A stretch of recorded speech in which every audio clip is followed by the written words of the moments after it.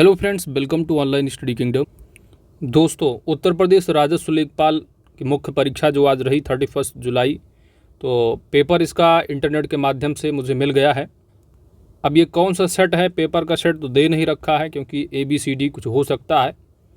और यहाँ पर केवल और केवल हमको प्रश्न मिला है, ठीक है। पूरा 100 प्रश्न यहाँ पर देखेंगे पेपर। तो अगर पेपर के लेवल की बात की जाए, जो आज का पेपर रहा है, तो मेरे according easy to moderate paper रहा है। बहुत ज़्यादा टफ पेपर नहीं आया था। जो भी कंटेंट ऑनलाइन स्टडी किंगडम के द्वारा प्रोवाइड किए गए थे, जैसे कि हिंदी के लिए मैंने बोला था कि आदित्य को आप पढ़ लीजिए, इससे बाहर एग्ज़ाम में कुछ नहीं होगा। तो पेपर आप लोगों ने देखा ही होगा, बहुत आसान रहे हैं हिंदी का, ठीक है। इसके बाद यदि आप बात करोगे जीके की, तो जीके के लिए घटना चक्र बोला था मैंने कि घटना चक्र कवर कर लीजिएगा, उससे बाहर नहीं आएगा प्रश्न। या यूपी जीके का जो हमने वीडियो कराया था, तो यूपी जीके के लगभग जो है सारे प्रश्न वहीं से आए हुए हैं। परीक्षा वाणी का जो मास्टर वीडियो दिया था, उसी जिसने भी देख लिया होगा आसानी से कर लिया होगा। इसके बाद ग्राम समाज के लिए घटना चक्र बोला था, जिसने चैप्टर नंबर 2 और चैप्टर नंबर 6 ग्राम विकास भूमि सुधार प्लस ग्राम संबंधित जो योजनाएं रही हैं सेंट्रल और केंद्र की, राज्य की, चैप्टर 2 और 6 जिसने भी अच्छे से कवर किया, लगभग 25 में जो है 22 प्रश्न तो आसानी से कर लिए होंगे।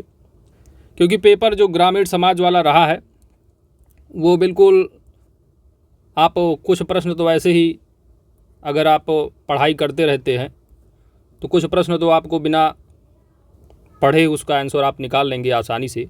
तो आइए यहाँ पर हम लोग शुरू से लेकर के लास्ट तक जो आंसर की है वीडियो के माध्यम से प्रोवाइड करते हैं दोस्तों। बाकी आयोग के द्वारा भी आपको आंसर की जल्द ही जल्द देखने को मिलेगी। जैसे कि हिंदी का यहाँ पर पहला प्रश्न दिया है 1 से लेकर के 5, जो कि गद्यांश पर आधारित है। तो अभी थोड़ा इसको स्किप करते हैं, पढ़ कर के इसको आंसर देना है, ठीक है। आइए यहाँ पर हम शुरू करते हैं, जैसे कि 6 नंबर से। PDF का थोड़ा फॉर्मेट जूम करके थोड़ा फटाफटा सा लग रहा होगा। चलिए, पहला प्रश्न यहाँ पर 6 नंबर पूछा गया। आप सेट कौन सा ये नहीं मालूम, ठीक है। तो आनंद दिया है, आनंद शब्द का उचित पर्यायवाची पूछा गया था, जो कि यहाँ पर पहला जो सही जवाब होगा ऑप्शन ए यहाँ पर सही जवाब हो जाएगा। जिसका भी पेपर है उसने बिल्कुल सही लगाया है, मोद और हर्ष। इसके बाद अगला प्रश्न पूछा गया, अपना पराया किस समास का उदाहरण है। तो समास वाला जो वीडियो दिया आपने देखा होगा, बिल्कुल अपोजिट की बात की जा रही है, एक दूसरे का अपोजिट है। तो यहाँ पर द्वंद्व समास आएगा, ऑप्शन यहाँ पर एक सही जवाब है। बहुत आसान प्रश्न पूछे गए। जिसने भी केवल और केवल वीडियो देख लिया होगा ऑनलाइन स्टडी किंगडम जो आदित्य कराया गया था, आसानी से कर लिया। यहाँ पर संधि से संबंधित पूछा गया है कि कौन सा संधि विच्छेद जो है वो सही है, यहाँ पर चयन करना है। अब जैसे पत्रधन आलय लिखा हुआ है, ठीक है, तो पत्रालय के जो संधि विच्छेद यहाँ पर बड़ा आ होना चाहिए, तो इसलिए गलत हो गया। मरण प्लस आसन्न दे रखा है, तो मरणासन्न होना चाहिए, तो मरणासन्न का यानी कि यहाँ पर होना चाहिए आसन्न, ठीक है। मरण प्लस आसन्न, इसलिए ये भी गलत हो गया आपका। वीरंगाना दे रखा है, तो वीरांगना के संधि विच्छेद आप करोगे तो वीर प्लस अंगना, तो यहाँ पर C बिल्कुल सही जवाब है और D भी गलत ही होगा, ठीक है। तो यहाँ C सही जवाब है, जिसने लगाया है बहुत अच्छा। जिसका भी पेपर हो, यदि वो वीडियो देख रहा है दोस्त, तो कमेंट करके ज़रूर बताइए कि तुम्हारा पेपर होगा, पेपर में अच्छा लगा है। कब्र में पैर लटकना मुहावरे का सही अर्थ क्या होगा। तो आदित्य कब्र की हो तो आसानी से बता दोगे, मृत्यु की समीप होना। मैंने कई बार बोला है कि दोस्तों, कोई भी एग्ज़ाम अगर प्रिपरेशन करना है आपको, कोई एक बेस्ट कंटेंट वाली बुक पकड़ लीजिए और उसी को बार बार पढ़िए, घूमिए इधर उधर ज़्यादा नहीं। चलिए, पहला प्रश्न यहाँ पर आंसर 9 का ए सही जवाब होगा।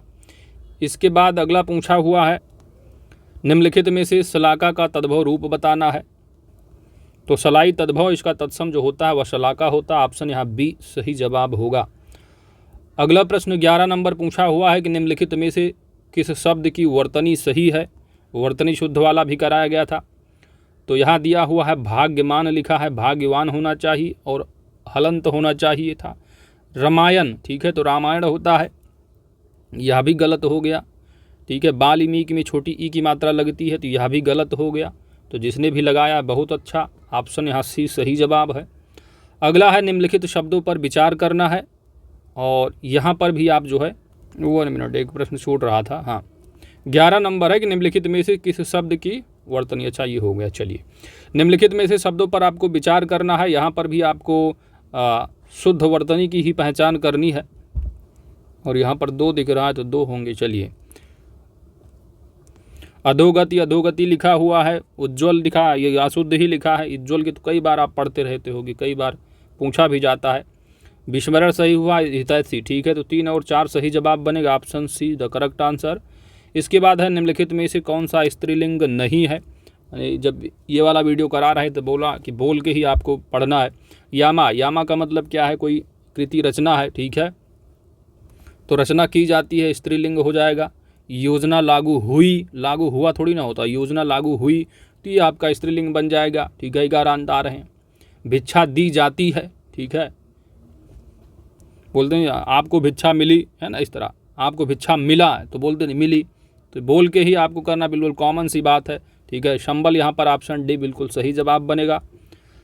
प्रश्न संख्या नंबर 14 है कि निम्नलिखित विकल्प में सही विलोम युग्म का आपको चयन करना है। सांझ का दोपहर बताया जा रहा है, शुष्क का शुद्र है, प्रसन्न का प्रफुल्ल है, तो ये तो समानार्थी ही दिख रहे हैं। कृपण कंजूस है, दाता, ठीक है, ये अपने आप में बी यहाँ पर सही जवाब बनेगा, तो ऑप्शन बी यहाँ सही जवाब होगा, जिसने लगाया बिल्कुल सही। जीवन पद का समानार्थी शब्द, तो समानार्थी वाला यदि आपने वीडियो देखा होगा तो यमराज, ऑप्शन यहाँ पर आपका सी ए सही जवाब बनेगा, ठीक है।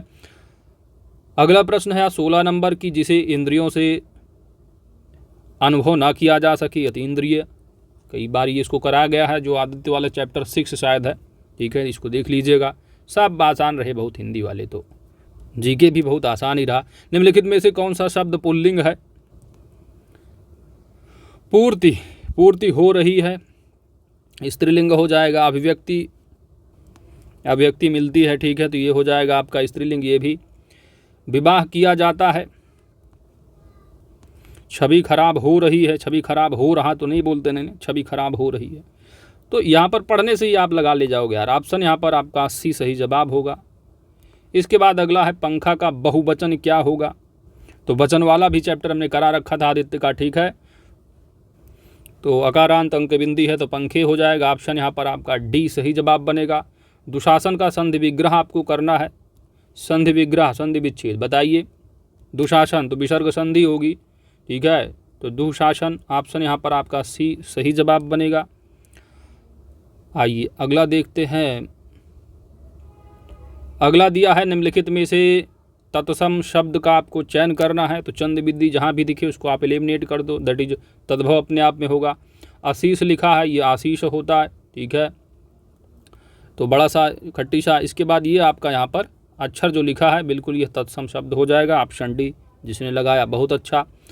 अगला है आपका 21 नंबर प्रश्न है।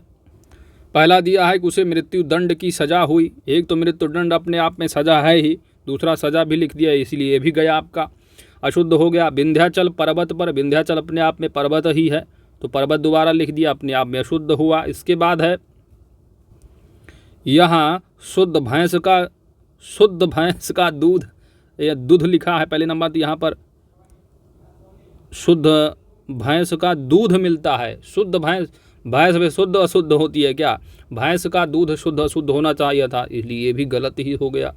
मेरे को उससे बात करना पसंद नहीं है। अगर ये कथन आपको नहीं समझ में आ रहा कि सही है कि गलत है, तो 1 2 3 अपने आप में गलत हुआ। 1 2 3 किस में दिख रहा है, किसी में दिख रहा है, 1 2 3 डी में दिख रहा है, तो डी अपने आप में पूरा का पूरा लेके चला जाएगा, पूरा पूरा गलत है। अगर चौथे को नहीं पढ़ पा रहे हो सही से कि ये शुद्ध है कि अशुद्ध है, तो आप यहाँ पर कॉमन सेंस लगा लेते, तो ये अपने आप डी को लेकर के ये भी गलत कर ले जाता, ठीक है, तो ये गलत है। मेरे को उससे बात करना पसंद नहीं है। आगे बढ़ते हैं दोस्तों। अगला होगा आपका खग जाने खग की ही भाषा, तो ये हमने ऑलरेडी करा चुका है वीडियो में, तो खग जाने खग की ही भाषा एक ही वीडियो कराया है, सभी उसी से आए हुए हैं, सारे चैप्टर वाइज करा रखे थे, और बोला भैया इसी को पढ़ के चले जाना, इससे बाहर कुछ नहीं होगा। तो खग जाने खग की ही भाषा, यानी समान प्रवृत्ति वाले एक दूसरे को सराहते हैं, ऑप्शन बी बिल्कुल, जिसने लगाया बहुत सही। इसके बाद अगला है आपका हरिमोहन को रुपए देता है रेखांकित में कौन सा कारक है। ठीक है, तो जब हम कारक पढ़ रहे थे उसमें हम बोल रहे थे भैया, बोले कि राम श्याम को कंबल देता है, इस तरह जो भी जहाँ पे अगर देने की बात, अगर कुछ नहीं समझ में आया तो वहाँ ट्रिक भी बताया था, अगर देने की बात आ गई, ठीक है, कुछ दे रहे हैं, दान में दे रहे हैं, कुछ भी दे रहे हैं, दान संप्रदान कारक, इस तरह थोड़ा लगाना। बाकी यहाँ पर ऑप्शन सी यहाँ पर सही जवाब होगा। ठीक है, तो वीडियो अगर आप देखे होते तो बहुत आसान से कर ले हो गए होंगे। अगला है आपका अरुण। अरुण शब्द का नेकार्थी शब्द बताइए।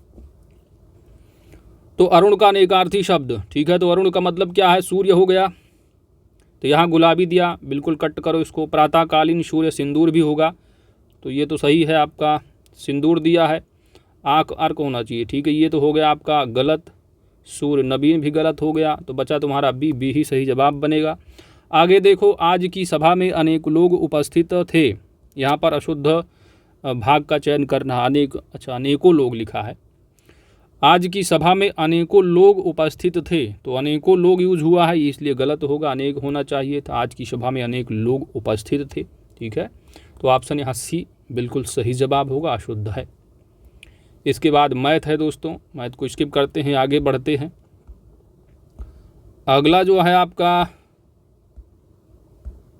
चलिए 51 नंबर है, और यहाँ पर जो है जीके का पार्ट स्टार्ट होता है।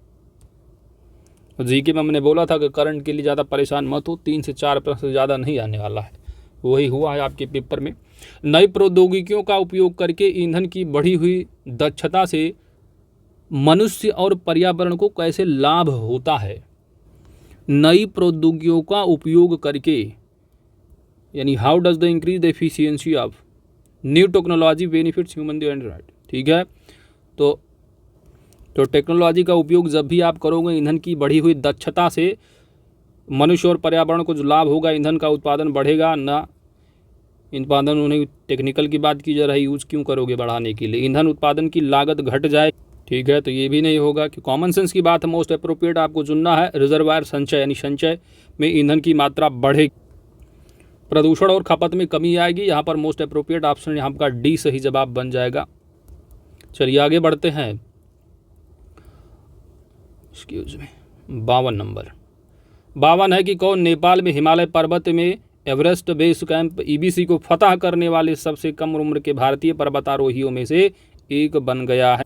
तो घटनाचक्र, करंट अफेयर्स, वार्षिकांक जिसने आपने कवर किया होगा पॉइंटर वाला, यह तथ्य वहाँ पर कराया गया, तो यहाँ पर आपका डी लगाया गया। यहाँ पर आप बी होगा सही जवाब। ठीक है, रिदम अमानिया रही है, 10 साल की उम्र में अपना इन्होंने एवरेस्ट फतह कर दिया, तो यहाँ पर बी होगा सही जवाब। इसके बाद अगला है आपका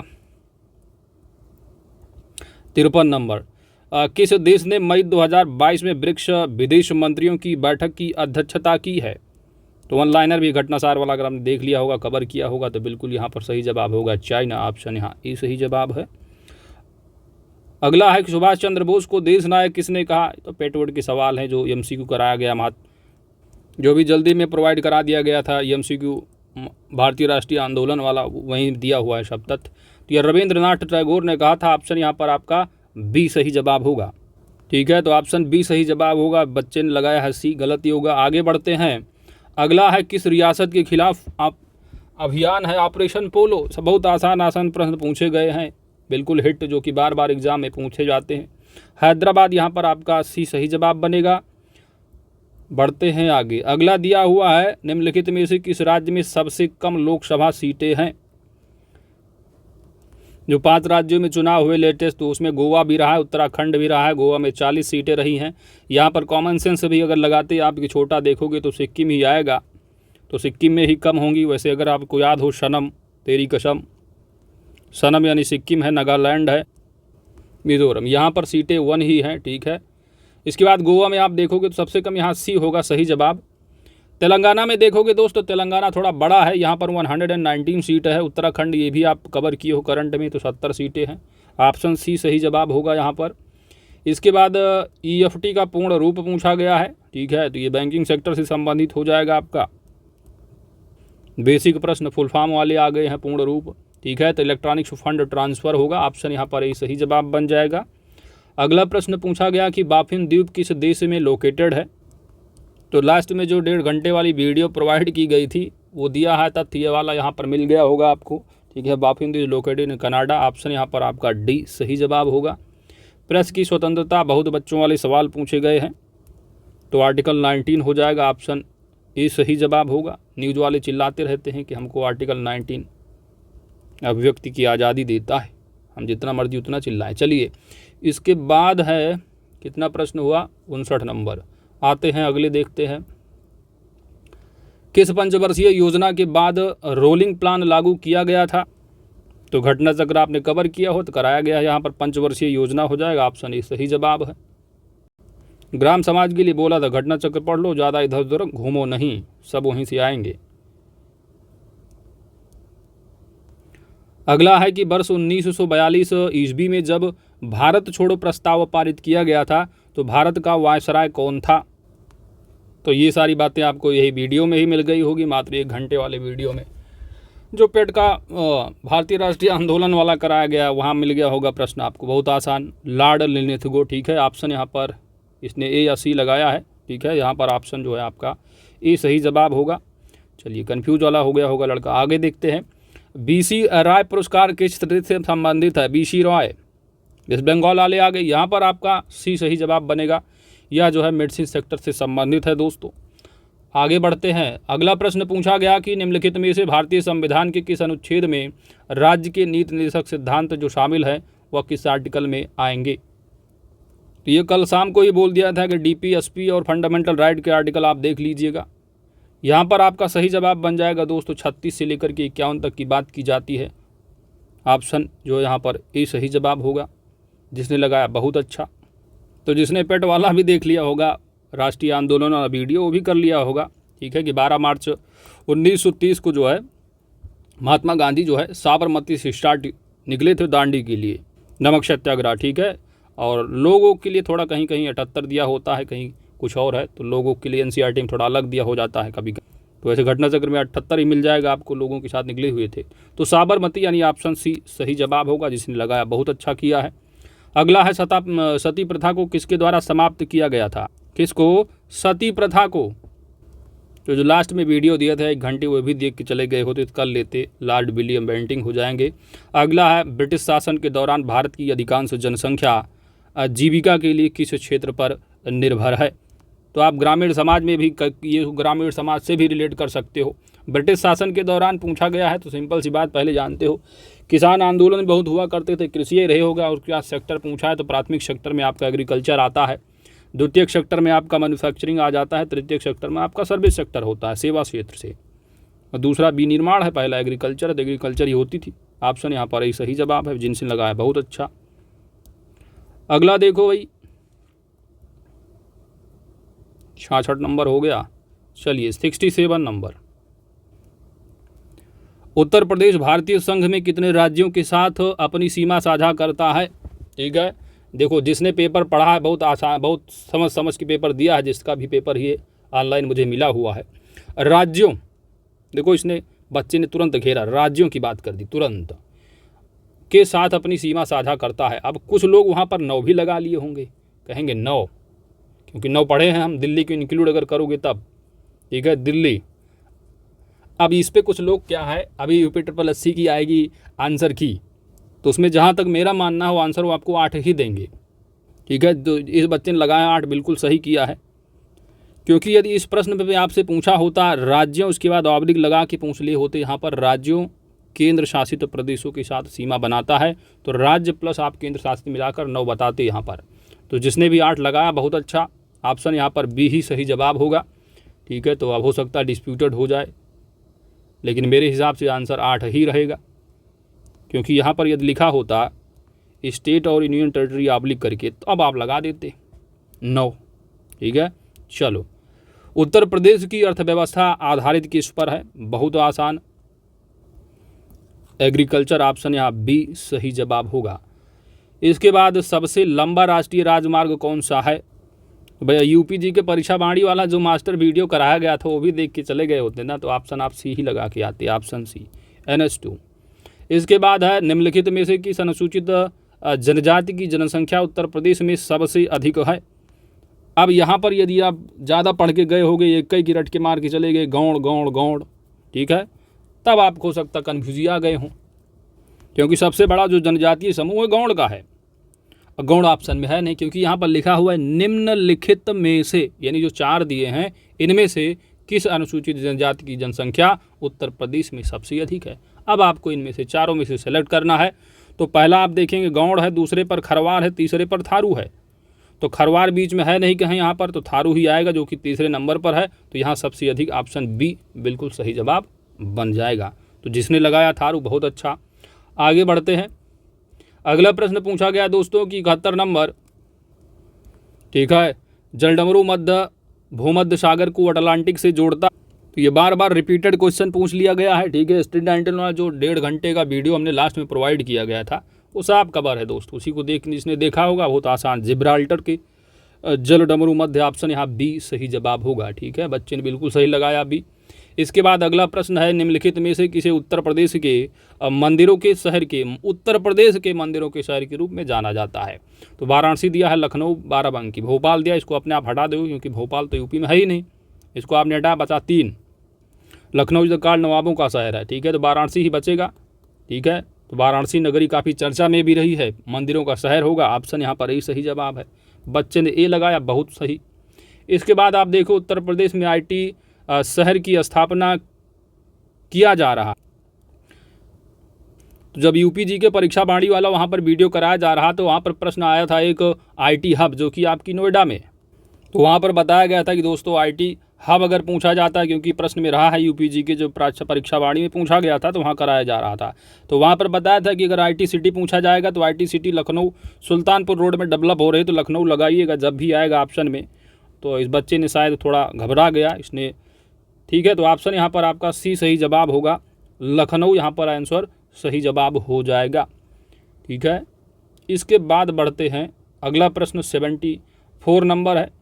परीक्षा बाड़ी वाला MCQ मास्टर वीडियो जिसने देखा होगा, गोविंद बल्लभ पंत लगा दिया होगा रिहंद नदी पर, ठीक है। यहाँ पर थोड़ा इसको, क्योंकि पूरा नहीं दिख रहा, चलिए अब दिख रहा होगा पूरा, अभी भी नहीं दिख रहा, इंग्लिश हिंदी दोनों है। चलिए पहले देख लीजिए यहाँ पर, ठीक है। अब यहाँ पर एलिमिनेट भी लगा सकते हो मेथड, ठीक है। अच्छा, एलिमिनेशन नहीं कर सकते क्योंकि यहाँ पर इनमें से दे दिया कोई नहीं। तो यहाँ पर थोड़ा आपसे एक से देखने से काम नहीं चलने वाला, हो सकता गलत ही दिए हों, तो आपको एलिमिनेशन यहाँ पर थोड़ा काम नहीं करने वाला है जब तक आपको 3 कम से कम जानकारी न हो। अब यहाँ पर आप देखिए गोविंद बल्लभ पंत दे दिया, तो आप जाओगे रिहंद के लिए। परीक्षा बांध हो गया आपका, बहुत ही बार कराया गया है परीक्षा, माता टीला, ठीक है। तो ये सब बेतवा नदी पर है, तो 2 आपने मिला लिया, एक और मिलाना होगा, ठीक है। अब जामिनी बांध दिया है, जामिनी नदी भी दिया है, तो नदी और बांध लगभग जो है 99% जो है वही होते हैं सेम, ठीक है। तो आप देखिए मैंने यहाँ पर पहला कराया है, दूसरा भी कराया है, तीसरा भी कराया है, मास्टर वीडियो के माध्यम से UPG के परीक्षा बाड़ी में आपने कवर कर लिया 100%, ठीक है। तो ये तीनों कराए जा चुके हैं। जैमिनी बनता आप यहाँ पर ले जाते, यानी 4 का A करते, ठीक है। बाकी आप मिला लोगे तो यहाँ पर जो आंसर बनेगा आपका गोविंद बल्लभ पंत सागर का हो जाएगा 1 का B, ठीक है। तो 1 का B हो गया। इसके बाद 2 का C है यहाँ पर, यानी बेतवा होगा परीक्षा का, तो 2 का C है, 2 आपने किया। अब यहाँ पर एलिमिनेट फट से नहीं कर देना, हो सकता है इनमें से कोई ना हो, इसलिए यहाँ पर दोनों को मिलाना ज़रूरी हो जाता है, जो कि ऑलरेडी आप मिला चुके हो कि सबसे निचले वाला जो है सबसे ऊपर जाएगा, यानी 4 का 1 होगा, ठीक है। तो ये होगा, तो इस तरह यहाँ पर आंसर जिसने भी लगा बहुत अच्छा, ऑप्शन यहाँ पर सही जवाब है। आगे देखते हैं, कंप्यूटर से एक प्रश्न पूछ लिया गया, ठीक है। और ये भी कॉमन सेंस वाले हैं, जो भी ईमेल यूज करते होंगे मालूम ही होगा। आप कंप्यूटर वायरस का पता कैसे लगा सकती, कंप्यूटर में वायरस है, ईमेल भेज रहे हो कोई दिक्कत नहीं, जा रहा फटाफट जाएगा ही। सर्दियों के दौरान लैपटॉप का ये कौन सी बात होती, सर्दी गर्मी से कोई मतलब नहीं, ईमेल अटैचमेंट खोल कर देखो आप, ठीक है। तो यहीं से आपको कुछ मालूम चलेगा। ऑनलाइन खरीदारी से कोई मतलब नहीं, ऑप्शन यहाँ पर आपका सी सही जवाब होगा, बिल्कुल सही लगाया। आगे बढ़ते हैं, अगला प्रश्न है दोस्तों 76 नंबर, और यहाँ से आपका तो जीके का हो गया कंप्लीट। अब शुरू होता है ग्रामीण प्रवेश, जो कि बड़ा इसका हवा बना रखे थे सब लोगों ने, कई बार बोला कि ज़्यादा ना पढ़ो बुक, प्रैक्टिस सेट जितना लगा पाओ लगा लो, बस कम से कम एक बुक पढ़ लो, घटना चक्र। अब यहाँ पर पूछा गया है कि निम्नलिखित में से, पहला प्रश्न है 76 नंबर की, निम्नलिखित में से कौन सी योजना भारत में ग्रामीण सड़क संपर्क विकास के लिए जिम्मेदार है। अब ये अगर आप पढ़ते ही रहते होंगे, कुछ ना ही कॉमन सेंस लगाएंगे तो सिंपल सी बात होगी, प्रधानमंत्री ग्राम सड़क योजना होगी। ऑप्शन यहाँ पर आपका ही सही जवाब होगा। जिसने लगाया बहुत अच्छा। आगे बढ़ते हैं। 77 नंबर पूछा गया है कि निम्नलिखित में से किस योजना का उद्देश्य है पूरे देश में महिला स्वयं सहायता मॉडल को जो है क्या है सशक्त बनाना है। तो गांव में आजकल बहुत चर्चा में चल रहा है, 2024 के पहले मोदी जी का टारगेट को फैला देना है पूरा भारत में, ठीक है। तो ये राष्ट्रीय ग्रामीण आजीविका मिशन के तहत है, स्वयं सहायता समूह की बात बात की जाती है। ऑप्शन यहाँ पर आपका सी सही जवाब होगा। बच्चे ने ये लगाया जो कि बेसिकली जो है जो आपका ये राष्ट्रीय क्या पीएम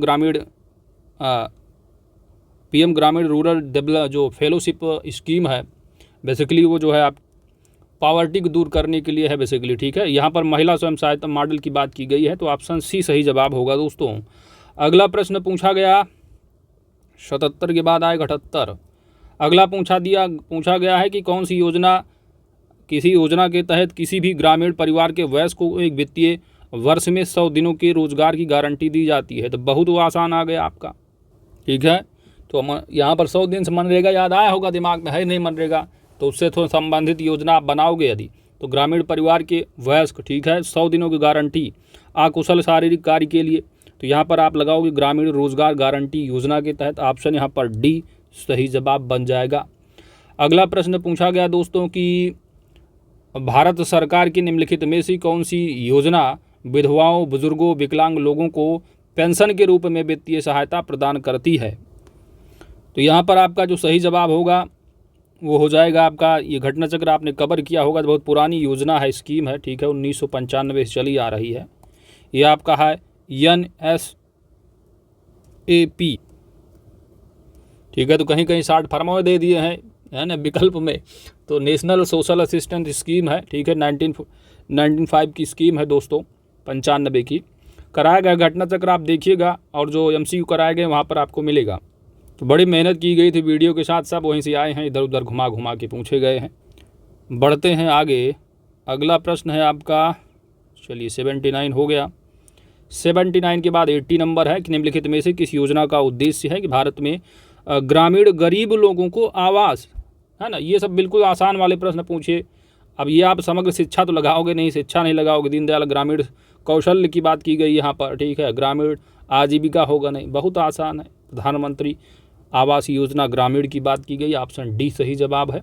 81 पूछा गया है कि भारत सरकार की निम्नलिखित में से कौन सी योजना ग्रामीण क्षेत्रों से शहरी क्षेत्रों में युवाओं के प्रवास को रोकने का प्रस्ताव करती है।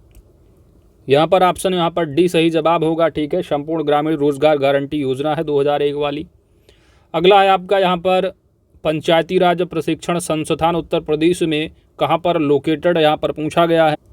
यहाँ पर आपका सही जवाब होगा जो प्रशिक्षण दिया जाता लखनऊ है सेंटर। ऑप्शन यहाँ पर आपका इंस्टीट्यूट लोकेटेड जो लखनऊ से होंगे, पूर्णिया के आसपास, उनको मालूम होगा। ऑप्शन सी सही जवाब है, लखनऊ। इसके बाद है 83 नंबर। आइए भाई, निम्नलिखित में से कौन सी उत्तर प्रदेश द्वारा की गई ई स्वास्थ्य पहल है। ई स्वास्थ्य, तो यहाँ पर सही जवाब बनेगा ऑप्शन ए, ठीक है। उत्तर प्रदेश जो हेल्थ मैनेजमेंट इंफॉर्मेशन सिस्टम है, ऑप्शन यहाँ पर आपका ए सही जवाब होगा। अगला प्रश्न पूछा गया कि निम्नलिखित में से भारत की किस योजना का मुख्य उद्देश्य बालिकाओं के उत्तरजीविता को सुनिश्चित करना था। उत्तरजीविता को, तो घटना चक्र का ही है, चैप्टर नंबर 6 आप देखेंगे, सारी योजनाएं कवर हैं, बेटी बचाओ बेटी पढ़ाओ। अगला प्रश्न पूछा गया 85 number UPRRDA, UP Uttar Pradesh ग्रामीण विकास एजेंसी की यहाँ पर बात की जा रही है, ठीक है। तो ये भी घटना चक्र से 15 नवंबर 2003 इस्टेब्लिश रहा। इसके बाद आप देखते हैं स्वच्छ भारत मिशन ग्रामीण चरण 2, ठीक है। अब चरण 1 जो है 2014 से स्टार्ट किया गया था और 2019 तक रहा है चरण 1। इसके बाद मोदी जी ने स्टार्ट किया दूसरा चरण। इसके बाद 19 के बाद आता है तुम्हारा 20 जो आती है फरवरी। जब फरवरी 20 आता है तो कोविड दौरान मोदी जी अपना आते हैं और घोषणा कर देते हैं। तो ऑप्शन यहाँ पर आपका सी सही जवाब होगा। यार यहाँ पर कॉमन सेंस भी लगाते कि 2014 से लेकर के 19 तक जो बात की गई पहले चरण की, तो 10 और कट जाता, 15 भी कट जाता, 20 तो आपका करंट है। और इस बच्चे ने यही दिमाग लगाया है, ऑप्शन सी ऐसे ही किया है, बात इसकी बिल्कुल सही है। ऑप्शन सी सही जवाब हो जाएगा, ठीक है। अगला देखते हैं दोस्तों, अगला प्रश्न नंबर है 87। पूछा गया है कि निम्नलिखित में से किस संस्थान का मिशन भूमि संसाधनों के स्वास्थ्य और उत्पादकता को एक स्थायी तरीके से संरक्षित करना और सभी खेती योग्य भूमि की रक्षा, पुनर्वास और पुनः उत्पन्न करना था। तो ऑप्शन यहाँ पर पढ़ो, उत्तर प्रदेश भूमि सुधार निगम दे रखा है, ग्रामीण विकास एजेंसी की बात की गई है, ग्रामीण सड़क एजेंसी। अब यहाँ पर आप देखोगे तो मिशन भूमि संसाधनों के स्वास्थ्य और उत्पादकता को एक स्थायी तरीके से संरक्षित करना और सभी संभावित जो खेती योग्य भूमि है उनकी रक्षा, पुनर्वास और पुनः उनको क्या है योग्य बनाना, कृषि योग्य। तो यहाँ पर यदि आप कॉमन सेंस भी लगाते, थोड़ा पढ़ते ऑप्शन को, तो पहला ही लगा दिए जाते बात। ऑप्शन यहाँ पर ए सही जवाब होगा। ठीक है, तो थोड़ा आंसर को पढ़कर भी आप लगा सकते थे, तो कि बिल्कुल सही ऑप्शन ही यहाँ पर सही जवाब हो जाएगा। अगला प्रश्न पूछा गया कि भूमि सुधार निगम के तहत स्थापित FFS का पूर्ण रूप क्या है। तो ये भी कॉमन सेंस ही वाला, ना भी पढ़े गए होते, लगाते कुछ भी तो बिल्कुल आप लगा ही जाते थे कि फार्मर फील्ड स्कूल होगा। ऑप्शन यहाँ पर आपका बी सही जवाब बन जाएगा। इसके बाद है आपका 89 नंबर। 89 है कि केंद्र सरकार की निम्नलिखित में से कौन सी योजना धुआं मुक्त ग्रामीण भारत की परिकल्पना करती है। धुआं नहीं होगा, ले जाओ सिलेंडर जलाओ अपना चूल्हा। ऑप्शन यहाँ पर सी सही जवाब है, प्रधानमंत्री उज्ज्वला योजना। आगे बढ़ते हैं दोस्तों, ग्रामीण समाज के लिए कई बार बोला घटना चक्र पढ़ लो, जितना प्रैक्टिस सेट लगा पाओ लगा ले जाओ, लेकिन पढ़ो जरूर। ग्रामीण क्षेत्र की अर्थव्यवस्था और बुनियादी ढांचे को मजबूत करने के लिए वर्ष 2021 में निम्नलिखित में से कौन सी योजना जो है वो शुरू की गई है। तो ये अब आपको याद आ गया होगा, चैप्टर नंबर 6 आप देखिएगा, और शायद लगभग जो है बीच में ही है, मातृभूमि यूपी योजना है। ठीक है, ऑप्शन यहाँ पर ए सही जवाब बनेगा दोस्तों। ठीक है, ये 100% घटना चक्र से है, और बीच में आप देख लीजिए चैप्टर 6 आप देखिएगा घटना चक्र का, वहीं से पूछा है मातृभूमि योजना यूपी कि बोला, उसी को पढ़ के जाओ, उससे बाहर कुछ नहीं आएगा। अगला है आपका, कौन सी योजना दुर्व्यापार और व्यावसायिक यौन शोषण के पीड़ितों के दुर्व्यापार की रोकथाम और बचाव, पुनर्वास और पुनः एकीकरण के लिए है। तो यहाँ पर हो सकता है थोड़ा कन्फ्यूजिया गए होंगे। ठीक है, क्योंकि यहाँ पर उज्ज्वला योजना आपके दिमाग में चला गया होगा तो सिलेंडर वाली हो गई बात, लेकिन ये जो है वुमेन एंड चाइल्ड डेवलपमेंट जो मिनिस्ट्री है उसकी योजना है उज्ज्वला। ऑप्शन ए यहाँ पर सही जवाब बनेगा। अगला है आपका, बच्चे ने आजीविका लगाया, चलिए अगला है आपका, निम्नलिखित में से कौन सी योजना हमारे देश की पारंपरिक कलाओं, शिल्पों के संरक्षण और अल्पसंख्यक समुदायों के पारंपरिक कारीगरों और शिल्पकारों की क्षमता विनिर्माण के लिए। ठीक है, तो मिनिस्ट्री ऑफ माइनॉरिटी की योजना आ गई उस्ताद। ऑप्शन यहाँ पर आपका सी सही जवाब बन जाएगा। अगला देखते हैं, अगली योजना है आपकी, हाँ यहाँ पर पूछा जा रहा है कि निम्नलिखित में से कौन सी योजना गैर कृषि गतिविधियों में महिलाओं की उद्यमशीलता और कौशल विकास के लिए माध्यम से महिलाओं की आर्थिक सशक्तिकरण का प्रावधान करती है। तो ये भी स्कीम जो है आपकी जो पूछी गई है, ठीक है, महिलाओं के एम्पावर के लिए रही है। ठीक है, मिनिस्ट्री ऑफ MSME की योजना है, ट्रेड। ठीक है, तो ट्रेड जो योजना है वो MSME मिनिस्ट्री के द्वारा है। सिंपल सी बात है, महिलाओं को जो है आपको एम्पावर करना है, trade related entrepreneurship assistance development. आगे बढ़ते हैं, तो ऑप्शन ए यहाँ पर सही होगा 93 का। ठीक है, बच्चे ने बिल्कुल सही लगाया है। आगे देखते हैं, कौन सा मंत्रालय नोडल विभाग है आजीविका राष्ट्रीय आजीविका मिशन को संभालता है। यहाँ पर सही जवाब होगा आपका इसकी जो रूरल डेवलपमेंट मिनिस्ट्री है। ऑप्शन यहाँ पर आपका बी सही जवाब होगा। ठीक है, बच्चा कन्फ्यूज आ गया, शायद ये लगा दिया है। चलिए आगे बढ़ते हैं, तो यहाँ पर ग्रामीण विकास मंत्रालय ऑप्शन बी होगा। अगला प्रश्न है, सौर फोटो वोल्टिक सिंचाई पंप योजना के तहत छोटे और सीमांत किसान केंद्र सरकार की सब्सिडी के अलावा 1800 वाट यानी 2 HP सरफेस सोलर पंप के लिए कितने अनुदान के पात्र हैं। ऑप्शन यहाँ पर बी सही जवाब होगा, 30%। कन्या विद्याधन पूछा गया है। ठीक है, जो कि कन्या विद्याधन पूछ लिया। योगी जी ने कन्या सुमंगला स्टार्ट किया, उसके पहले अखिलेश रहे, कन्या विद्याधन लेके आए थे। अमाउंट जो राशि है यहाँ पर 30,000 होगी। ऑप्शन यहाँ पर सी सही जवाब हो जाएगा। 96 के बाद 97 नंबर है, स्वच्छ भारत मिशन को निम्नलिखित में से किस मंत्रालय या नोडल विभाग द्वारा नियंत्रित किया जाता है। तो सिंपल सी बात होगी आपका स्वच्छ भारत मिशन, ठीक है। तो सिंपल सी है, पेयजल और स्वच्छता मंत्रालय, ऑप्शन यहाँ बी सही जवाब होगा।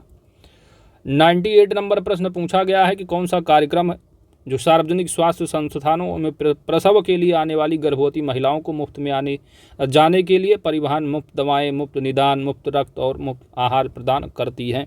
तो नाम से ही आपको पता चल रहा होगा, जननी शिशु सुरक्षा कार्यक्रम, ऑप्शन यहाँ पर आपका ही सही जवाब हो जाएगा। इसके बाद 98 के बाद बचता 99 नंबर है।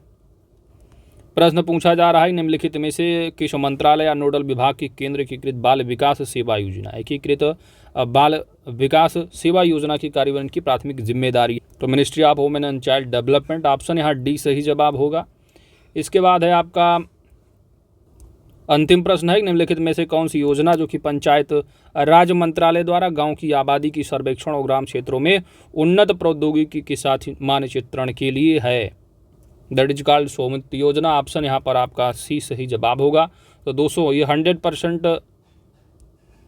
हमने दिया आंसर की, ठीक है, 100% अपना दिया है, तो ये आंसर की होगा। बाकी ऑफिशियल आंसर की आएगी तो देखिएगा आप 99.99% जो है एक्यूरेसी यही होगी।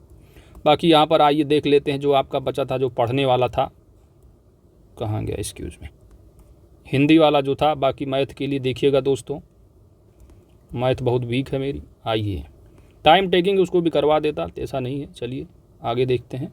बाकी 75 प्रश्न आप मिलाइएगा, कमेंट करके बताइएगा कि कितने आपकी सही हो रहे हैं। तो आइए पहले प्रश्न को देख लेते हैं, इन्होंने पूछा क्या था, ठीक है। कैसे कभी कभी हो जाता, पढ़ लो पहले कि अब मनुष्य को किस प्रकार कर्तव्य पालन करना चाहिए पूछा है। दूसरा है कि मनीषियों ने सफलता की कुंजी किसे कहा है। इसके बाद असफल व्यक्ति क्या अर्जित करता है। चौथा प्रश्न, कैसे व्यक्तियों का जीवन धीरे धीरे बोझ बन जाता है, ठीक है, ये बात की गई। इसके बाद जीवन सार्थकता किसमें है। तो आइए अब यहाँ पर एक सरसरी निगाह से प्रश्न देख लिया, अब आइए पढ़ते हैं। पहला पढ़िए लाइन कि मनुष्य को निष्काम भाव से सफलता और असफलता की चिंता किए बिना अपने कर्तव्य का पालन करना है। तो कर्तव्य का पालन पूछा गया है प्रश्न में, ठीक है, कि कर्तव्य किस प्रकार का पालन करना चाहिए। तो यहाँ पर आपने देखा, एक तो निष्काम भाव से करना होगा आपको, सफल हों कि असफल हों इसकी चिंता नहीं करना है आपको, बिना चिंता किए। आशा या निराशा के चक्र में फंसे बिना उसे निरंतर कर्तव्यरत रहना चाहिए, ठीक है। तो शायद यहाँ पर पहले प्रश्न का उत्तर आपको मिल गया होगा। पहला यही प्रश्न पूछा है कि मनुष्य को किस प्रकार के कर्तव्य पालन करना चाहिए। तो निष्काम भाव हो गया, सफलता असफलता, यहाँ पर उपयुक्त सभी, ऑप्शन डी बिल्कुल बच्चे ने सही लगाया है। अगला है मनीषियों ने सफलता की कुंजी किसे कहा है। किसी भी कर्तव्य की पूर्णता पर सफलता अथवा असफलता प्राप्त होती है। किसी भी कर्तव्य की पूर्णता पर सफलता अथवा असफलता प्राप्त होती है। असफल व्यक्ति निराश हो जाता है, किंतु मनीषियों ने असफलता को भी सफलता की कुंजी कहा है। तो सफलता की कुंजी किसको कहा है, असफलता को। तो दूसरे प्रश्न का भी उत्तर आपको मिल गया, असफलता, ऑप्शन सी बिल्कुल सही लगाया है। असफल व्यक्ति क्या अर्जित करता है, तो कुंजी हो गई असफलता सफलता की। असफल व्यक्ति अनुभव की संपत्ति अर्जित करता, अनुभव की संपत्ति, ठीक है। तो अगले प्रश्न का भी उत्तर आपको मिल गया कि असफल व्यक्ति क्या अर्जित करता है, अनुभव की संपत्ति, बात बिल्कुल सही। देख के ही आंसर देना होता, ऑप्शन बी सही जवाब बनेगा। अगला है कैसे व्यक्तियों का जीवन धीरे धीरे बोझ बन जाता है। फिर आगे पढ़ते हैं कि असफल व्यक्ति अनुभव की संपत्ति अर्जित करता है जो उसके भावी जीवन का निर्माण करती है। जीवन में अनेक बार ऐसा होता है कि हम जिस उद्देश्य की प्राप्ति के लिए परिश्रम करते हैं वह पूरा नहीं होता है। ऐसे अवसर पर सारा परिश्रम व्यर्थ हो गया ऐसा लगता है, फील होता है, और हम क्या है, निराश होकर चुपचाप बैठ जाते। उद्देश्य की पूर्ति के लिए दोबारा क्या है, प्रयत्न नहीं करते हैं। तो प्रयत्न अगर नहीं करोगे तो ऐसे व्यक्ति का जीवन क्या है, धीरे धीरे बोझ बन जाता है। तो कैसे व्यक्तियों का धीरे धीरे बोझ बन जाता, यही प्रश्न पूछा गया है। तो कैसे व्यक्तियों का बोझ जो है धीरे धीरे बोझ बन जाता है, ठीक है, कैसे व्यक्तियों का जीवन धीरे धीरे बोझ बन जाता है। तो जो असफल होने पर क्या है, दोबारा प्रयत्न नहीं करते, ऑप्शन ई सही जवाब होगा। पढ़ के ही आंसर देना। जीवन की सार्थकता किसमें है, ये पूछा गया है। तो धीरे धीरे बोझ बन जाता। निराशा का अंधकार न केवल उसकी कर्म शक्ति वरन उसके समस्त जीवन को ही ढक लेता है। निराशा की गहनता के कारण लोग कभी कभी आत्महत्या तक क्या है बैठ सकते हैं। उसके बाद आत्महत्या कर बैठते हैं। मनुष्य का जीवन धारण करके कर्म पथ से कभी कभी